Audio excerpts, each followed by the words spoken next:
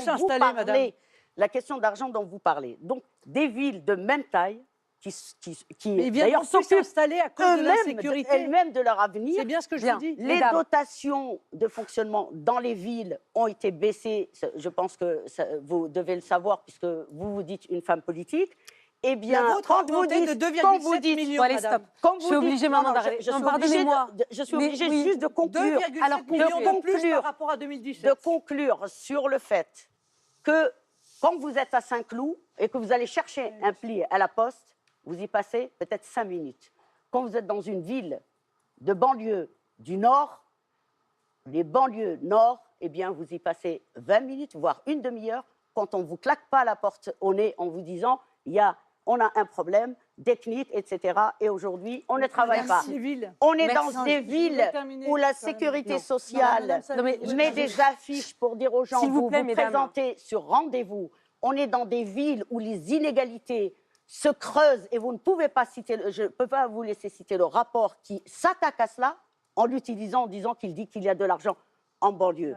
C'est faux. Madame Derkaoui, il est 22h33, nous sommes en direct. Merci, vous avez eu votre temps de parole. Merci infiniment d'être venu. Merci à tous les trois d'avoir accepté d'interpeller Marine Le Pen Madame Derkaoui, ce soir. Ceux qui habitent dans les villes comme Aubervilliers, qui vous ont entendu ce soir, doivent se dire on ne doit pas vivre dans la même ville. Parce qu'eux, ils s'en plaignent, voyez-vous. Non, ils doivent notamment dire que vous ne vivez pas dans le même pays. Ils se plaignent du taux de criminalité qui est le plus haut de métropole. Ils doivent se dire qu'on n'a pas parlé. Et je n'ai pas besoin de vous parler de questions de sécurité. Je vous parle de la politique que vous voulez appliquer à ce pays et qui est une politique de division, de haine, de stigmatisation. Vous arrêtez avec la loi, votre processus de banalisation. Ça ne marche pas.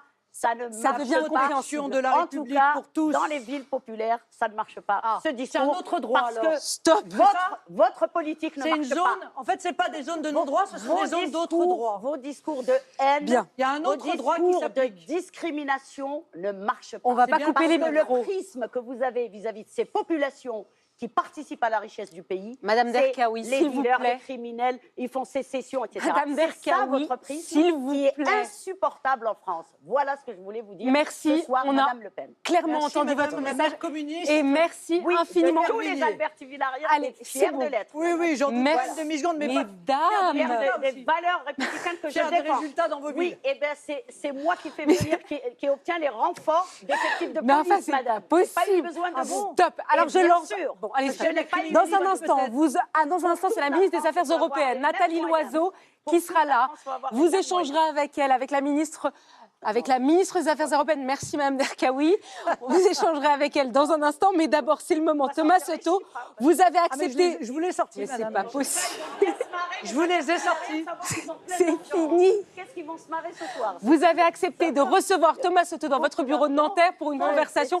Allez, c'est parti. Hop.